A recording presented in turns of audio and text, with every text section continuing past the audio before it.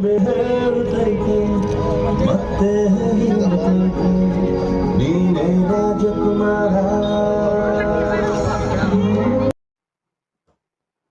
ರಾಜ್ಕುಮಾರ್ ಅವರ ಹುಟ್ಟುಹಬ್ಬದ ದಿನ ಕೂಡ್ಲಗಿ ತಾಲೂಕಿನ ಪಾದಗಟ್ಟೆಯಲ್ಲಿ ಪುನೀತ್ ರಾಜ್ಕುಮಾರ್ ಅವರ ಪುತ್ಥಳಿಗೆ ಪೂಜೆ ಸಲ್ಲಿಸಿ ಕೇಕ್ ಕಟ್ ಮಾಡುವುದರ ಮುಖಾಂತರ ಅವರ ಹುಟ್ಟುಹಬ್ಬವನ್ನು ಅರ್ಥಪೂರ್ಣವಾಗಿ ಆಚರಿಸಲಾಯಿತು. ಇನ್ನು ಅವರು ನಡೆದು ಬಂದಂತಹ ಹಾದಿಯನ್ನು ಮೆಲುಕು ಹಾಕಲಾಯಿತು. ಪುನೀತ್ ರಾಜ್ಕುಮಾರ್ ಹೀರೋ ಆಗಿ ನಟಿಸಿದ ಮೊದಲ ಸಿನಿಮಾ ಅಪ್ಪು ಮಾರ್ಚ್ 14ರಂದು ಮರು ಬಿಡುಗಡೆ ಆಗುತ್ತಿದೆ. 24 ವರ್ಷಗಳ ಬಳಿಕ ಪುನೀತ್ ಅವರು 50ನೇ ಜನ್ಮದಿನದ ಹೊಸ್ತಿನಲ್ಲಿ ಇಂದು ರಿಲೀಸ್ ಆಗ್ತಿದೆ. ಎಲ್ಲಾ ಪುನೀತ್ ರಾಜ್ಕುಮಾರ್ ಅಭಿಮಾನಿಗಳು ಆ ಒಂದು ಚಿತ್ರವನ್ನು ನೋಡಬೇಕೆಂದು ಅಭಿಮಾನಿಗಳಲ್ಲಿ ತಿಳಿಸಲಾಯಿತು. ಹಾಗೂ ಎಲ್ಲರೂ ಅವರ ಆಶಯಗಳನ್ನ, ಅವರು ನಡೆದ ಬಂದ ಹಾದಿಯನ್ನ ಹೊಗಳಿದ್ರು. ಹಾಗೂ ಅವರಂತೆ ನಮ್ಮ ಜೀವನದಲ್ಲಿ ಅಳವಡಿಸಿಕೊಳ್ಳೋಣ ಎಂದು ಜನಗಳಿಗೆ ತಿಳಿಸಿದರು. ಇನ್ನು ಇದೇ ಸಂದರ್ಭದಲ್ಲಿ ಪಟ್ಟಣದ ಎಲ್ಲಾ ಮುಖಂಡರು ಈ ಒಂದು ಪುನೀತ್ ರಾಜ್ಕುಮಾರ್ ಅವರ ಜನ್ಮದಿನದ ಸಂಭ್ರಮದಲ್ಲಿ ಪಾಲ್ಗೊಂಡಿದ್ದರು. 3 ವರ್ಷ ಆಯಿತು. 3 ವರ್ಷದ ಅವಧಿಯಲ್ಲಿ ಒಂದು ಮನೆ ಮಗನನ್ನು ಯಾವ ರೀತಿ ಕಳ್ಕೊಂಡಿದ್ದಾರೆ ಅದೇ ರೀತಿ ಇವತ್ತು ಹುಟ್ಟಿದಬ್ಬ ದಿವಸನೂ ಕೂಡ ಮತ್ತು ಆತನ ಪುಣ್ಯ ತಿಥಿಯನ್ನು ಕೂಡ 2 ದಿವಸ ಸ್ಮರಣೆ ಮಾಡ್ಕೊಂಡಂಥ ಒಂದು ದೊಡ್ಡ ಮಹಾನ್ ವ್ಯಕ್ತಿಯಾಗಿ ಎಲ್ಲರ ಮನಸ್ಸಿನಲ್ಲಿ ಅಚ್ಚಳಿಯದೆ ಉಳಿದಿದ್ದಾರೆ. ಯಾಕೆ ಇಷ್ಟೊಂದು ಅವರು ಪ್ರವರ್ಧಮಾನಕ್ಕೆ ಬಂತಂತ ಹೇಳಿದರೆ ಅವ್ರು ಮಾಡಿರ್ತಕ್ಕಂಥ ಸೇವೆ ಇವೆಲ್ಲ ಗೊತ್ತಿರ್ತಕ್ಕಂಥ ಒಂದು 2200 ಮಕ್ಕಳಿಗೆ, ಅನಂತ ಮಕ್ಕಳಿಗೆ ಒಂದು ಎಜುಕೇಷನ್ ಇರ್ಬೋದು, ಒಂದು ಹಾಸ್ಟೆಲ್ಗಳಿರ್ಬೋದು, ಈ ರೀತಿ ಕೊಟ್ಟಿದ್ದ ಯಾರು ಕಣ್ಣಿಗೆ ಕಾಣಲಾರ್ದಂಥ ಒಂದು ಸಹಾಯ ಮಾಡಿ ಇವತ್ತು ಪ್ರತಿಯೊಂದು ನಾಗರಿಕರ ಮನಸ್ಸಲ್ಲಿ ಉಳ್ಕೊಂಡಿದ್ದಾರೆ. ಹಾಗಾಗಿ ಕರ್ನಾಟಕದ ಮೂಲೆ ಅಷ್ಟೇ ಅಲ್ಲ, ಆಂಧ್ರ, ಮಹಾರಾಷ್ಟ್ರ, ಇಡೀ ದೇಶದಲ್ಲಿನೇ ದೊಡ್ಡ ಪ್ರಸಿದ್ಧಿಯಾಗಿ ಭಾಳ ಬೇಗನೆ ನಮ್ಮನ್ನೆಲ್ಲ ಬಿಟ್ಟು ಹೋದ್ರು ಅಂತ ಅನ್ನಿಸ್ತದೆ. ಆದರೆ ಇವತ್ತು ಅವರ 50ನೇ ಹುಟ್ಟುಹಬ್ಬ, ಈ 50ನೇ ಹುಟ್ಟುಹಬ್ಬ ಇಡೀ ರಾಜ್ಯದೆಲ್ಲೆಡೆ ಕೂಡ ಇವತ್ತು ನಾವು ನಮ್ಮ ಅಜಯ್ ಅವರ ನೇತೃತ್ವದಲ್ಲಿ ಒಂದು ಪುತ್ಥಳಿ ಕೂಡ ಕೂಡ್ಲಿಯಲ್ಲಿ ಕೂಡ ಮಾಡಬೇಕಂತೇಳಿ ಒಂದು ಪುತ್ಥಳಿ ಕೂಡ ಮಾಡಿದ್ದೀವಿ ಎಲ್ಲರೂ ಸೇರಿ ಸಹಕಾರದಿಂದ.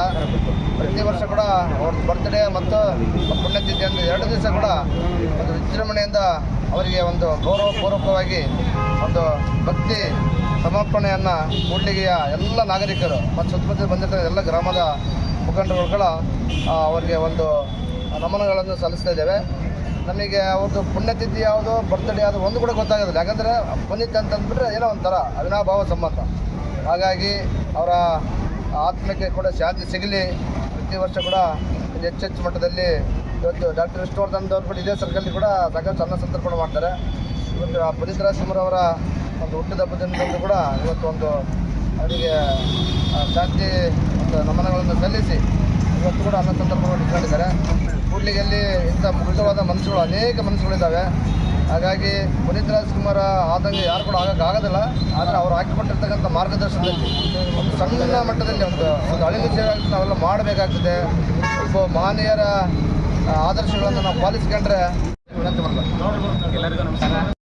ಇಲ್ಲಿ ನೆರೆದಿರ್ತಕ್ಕಂಥ ಎಲ್ಲ ನನ್ನ ಪುನೀತ್ ಅಭಿಮಾನಿಗಳೇ, ಹಾಗೂ ಈ ಒಂದು ಕಾರ್ಯಕ್ರಮಕ್ಕೆ ಆಗಮಿಸಿರ್ತಕ್ಕಂಥ ನಮ್ಮ ಪಟ್ಟಣಾಧ್ಯಕ್ಷರಂಥ ಶಿವಣ್ಣನವರೇ, ಅಧ್ಯಕ್ಷರೇ,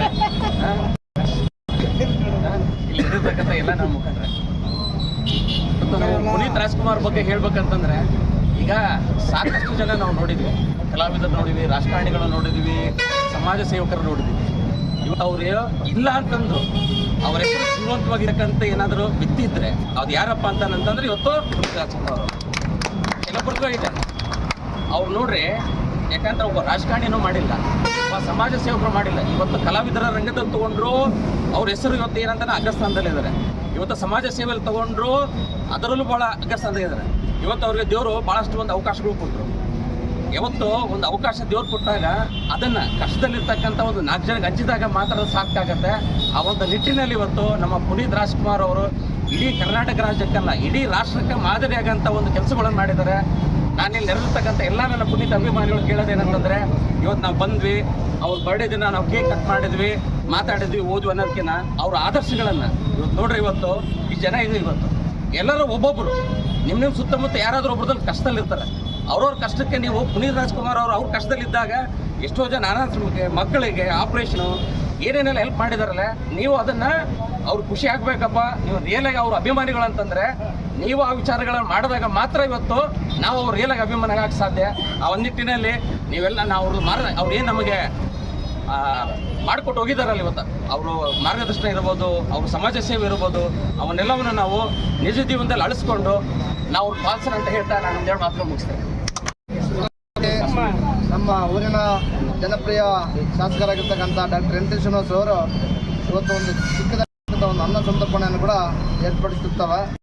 ಹಾಗಾಗಿ ಎಲ್ಲರೂ ಕೂಡ ನಮ್ಮ ವೀರೇಂದ್ರ ಹೇಳಿದಾಗೆ, ನಾವು ಹೇಳಿದಾಗೆ, ನಮ್ಮ ಅಜಯ್ ಹೇಳಿದಾಗೆ ಅದು ನಿಜ ಕೂಡ. ಯಾಕಂತ ಹೇಳಿದ್ರೆ ಪುನೀತ್ ರಾಜ್ಕುಮಾರ್ ಬರೀ ಒಂದು ಪೂಜೆ ಮಾಡಿ ನಮಸ್ಕಾರ ಮಾಡೋದು ಆಗೋದಿಲ್ಲ, ಅಭಿಮಾನ ಯಾವಾಗಲೂ ಇರ್ತಿದೆ. ಹಾಗಾಗಿ ಅವ್ರು ಹಾಕಿಕೊಟ್ಟಿರ್ತಕ್ಕಂಥ ಮಾರ್ಗದರ್ಶನದಿಂದ ನಾವೆಲ್ಲ ಆಗಲೇ ಹೇಳಿದೆ ನಾನು, ಒಂದು ಸಾಹಸಿ ಕಳಾ ಸ್ಟೈಲ್ ನಾವು ಅನುಸರಿಸಿದ್ರೆ ಜೀವನ ಸಾರ್ಥಕ.